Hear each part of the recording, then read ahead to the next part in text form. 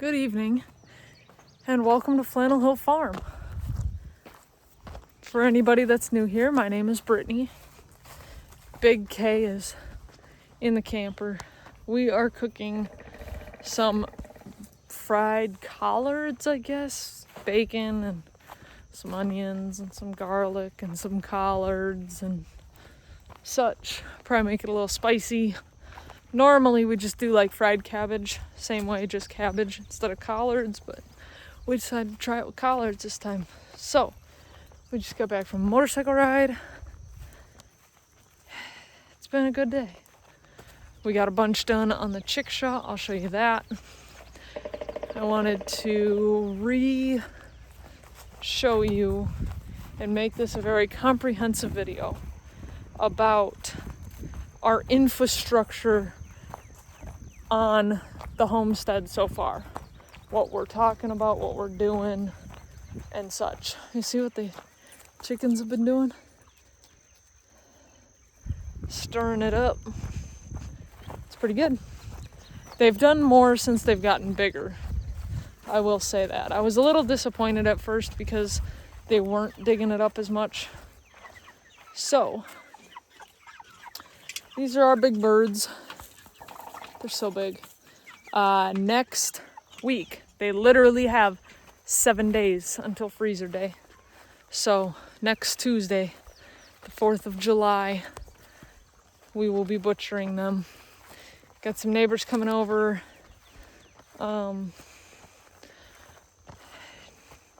Jan from Simply Jan Homestead might be coming over.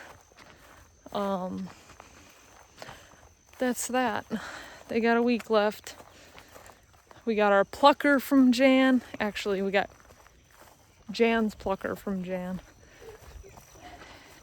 And the boss. It's very nice of them to let us use it.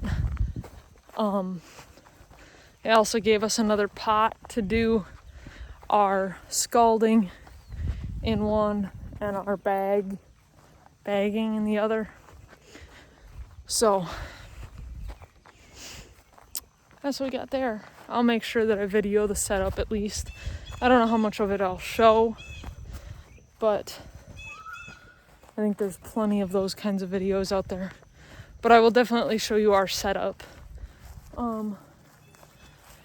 ChickShaw at this point. So for anybody that doesn't know, those are meat birds.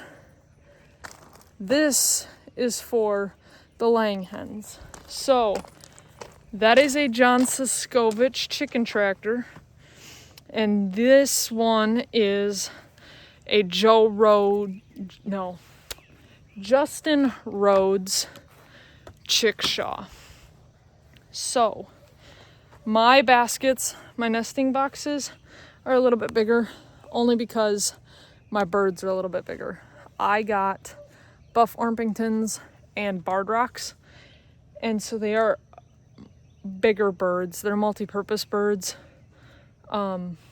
So they need about 1 foot by 1 foot to nest in.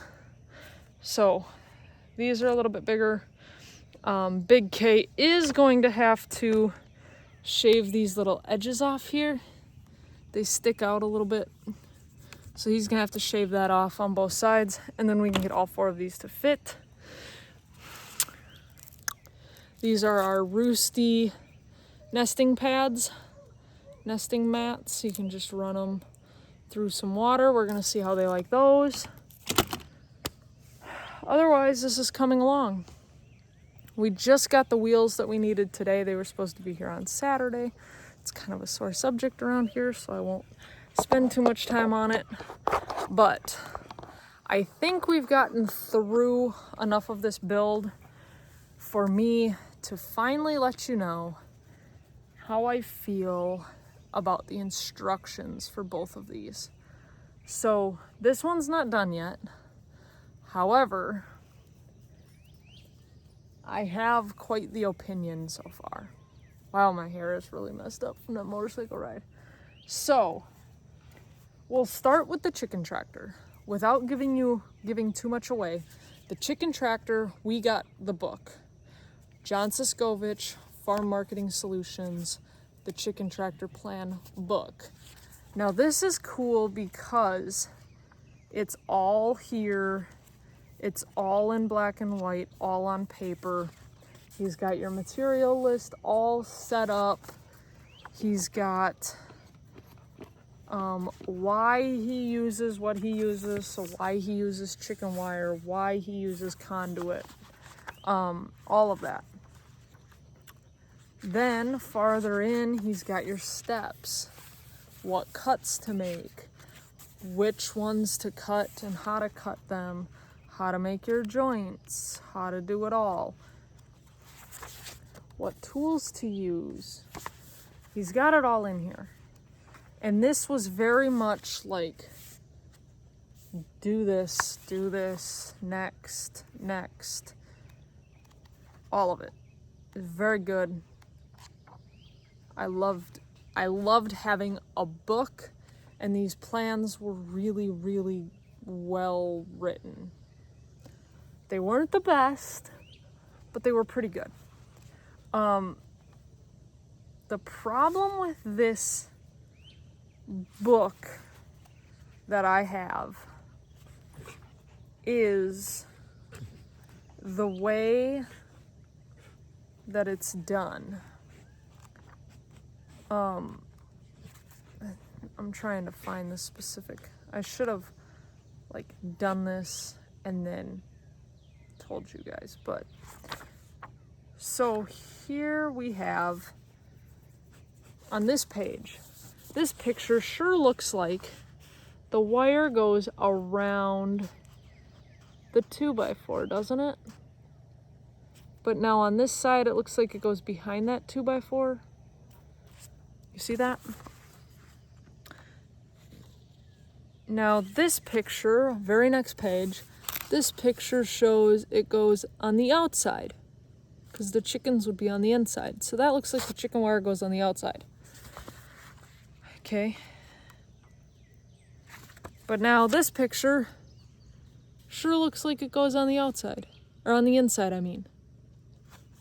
So when you're looking at where to put them, that's pretty confusing. Also,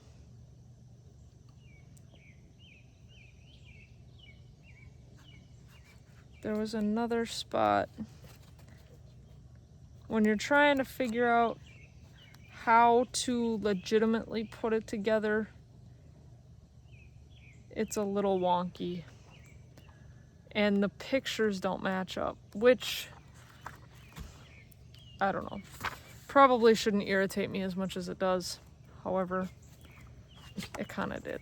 It kind of irritated me a little bit in this book.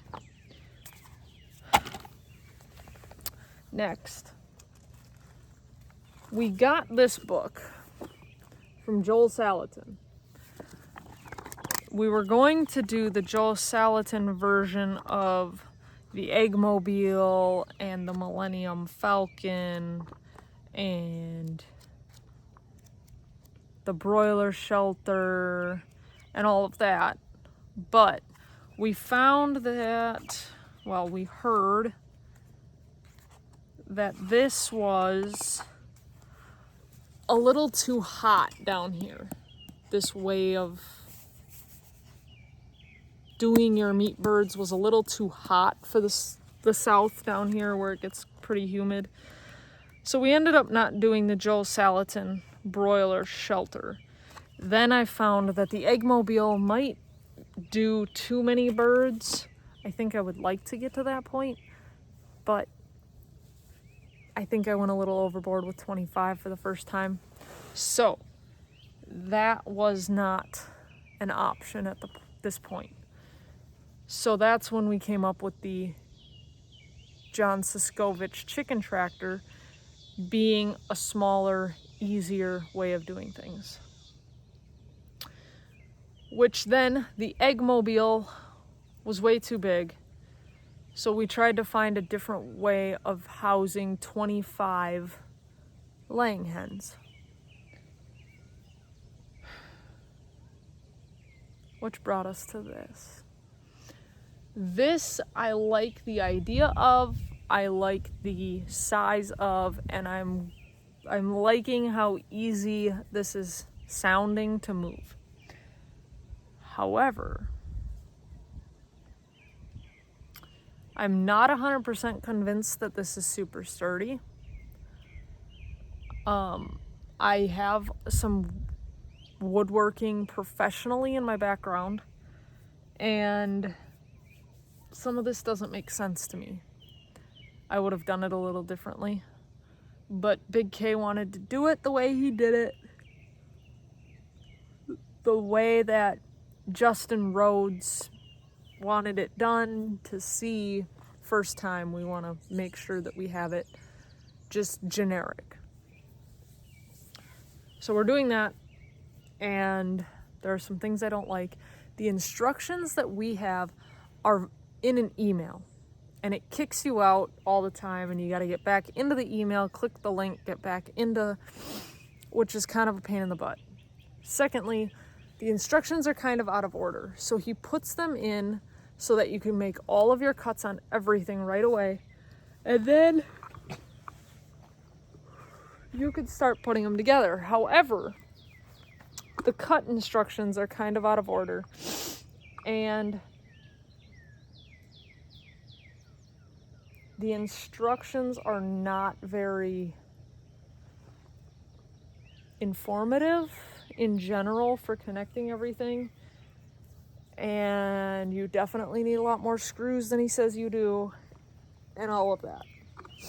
But whatever. I think he's getting this guy, Chris Slattery, who did the Joel Salatin book, to help him with his, and he is like an engineer or an architect or something. So hopefully this, when Justin Rhodes puts out his book, it's a little better, a little more informative. The material list is a little bit more like in depth and more comprehensive.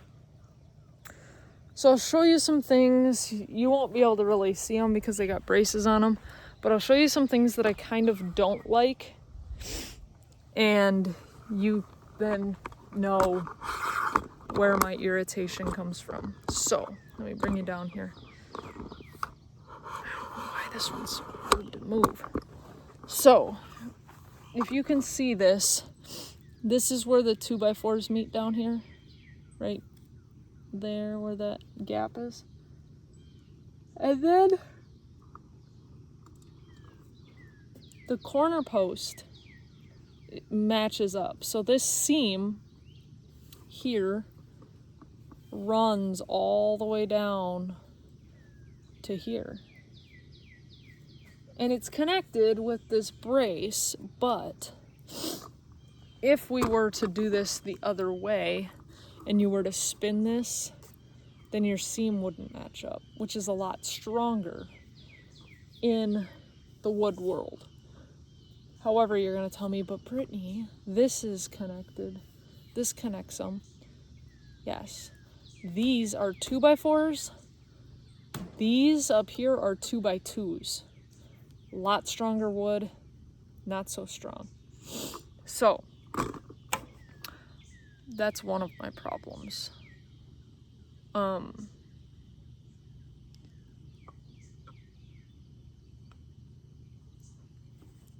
second problem I have is just the number of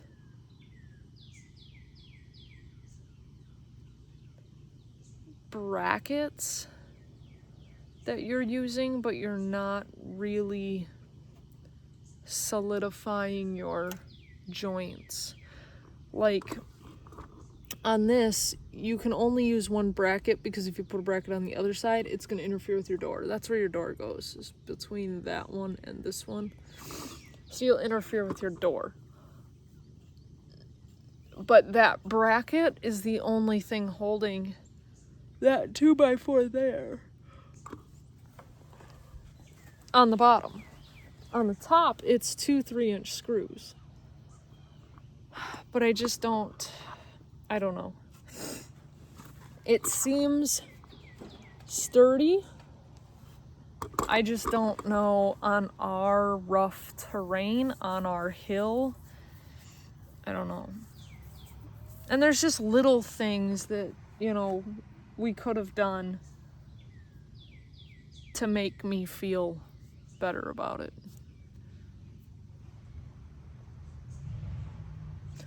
The difference with this one is it's just all on top and it's two boards meeting. Whereas with the Siskovich one, you actually cut out notches and met them together, morphed them together, which makes it a little stronger. You can put some glue in there, but we'll see. We'll see how this works.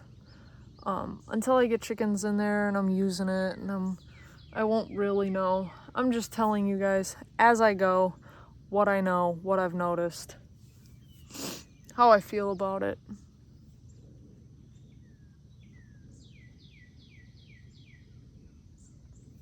I don't know. If this works, this is slick. This will be awesome. I just wish that there was a little bit more, I wish it was a little bit more structurally sound. I guess that's all.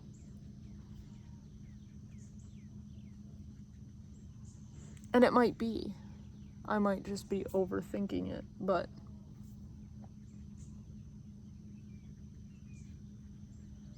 because this thing has already, look at this. This thing has already kind of come apart.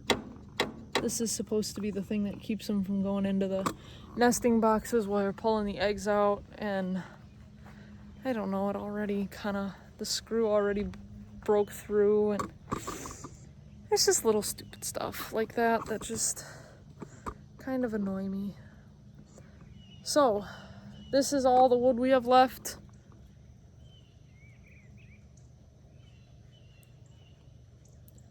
All the hardware cloth pieces we have left. Okay, there's a little bit more wood over here. And our roofing panels, these got to be cut. We got to put the wheels on, which we just got today. And this thing should be good to go. I'm pretty excited. I think the layers are pretty excited too. So,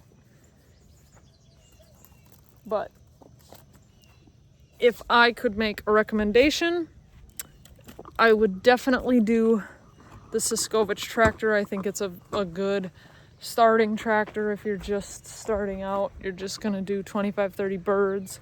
I think 25-30 birds at a time in a tractor is a good number.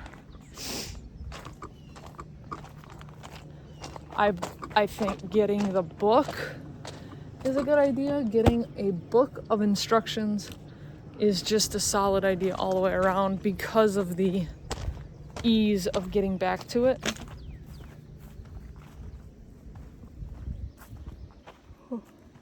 And just having it all the time is nice. But this thing should be good.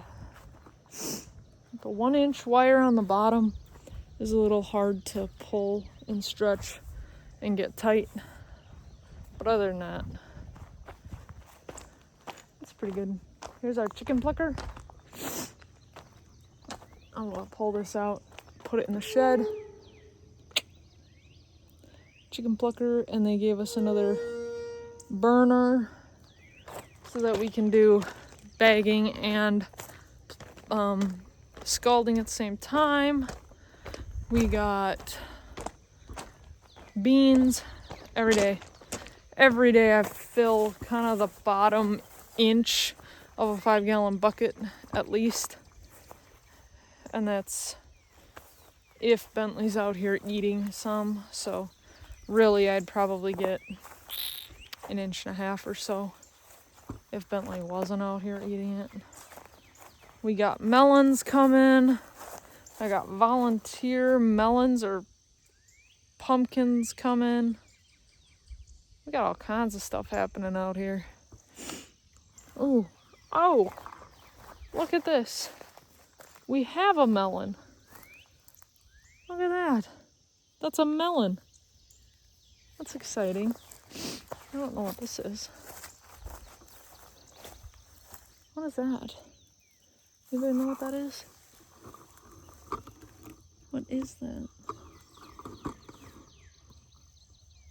It's a very soft leaf. That's good. A volunteer something, I don't know what it is. We got another melon there in the weeds. We got another melon there in the walkway. I think what I did was last year I had melons.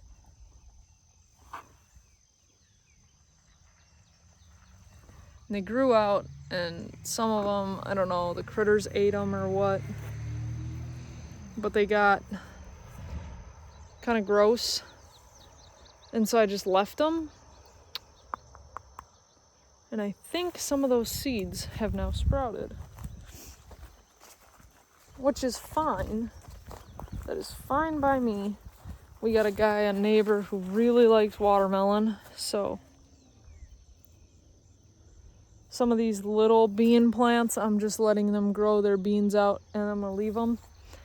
Let them dry on the vine, and then I will save the seeds. The potatoes we picked, I took in today because we had to use the tractor. We helped the neighbor that's gonna help us do our butchering with a camper. We had to use the tractor for that. So, yeah. It's been a good couple of days. We've got a lot done, learned a lot. What are you doing?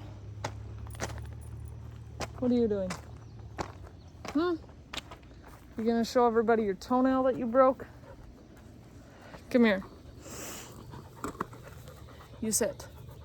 You sit. You's a good girl. Let me see your toenail.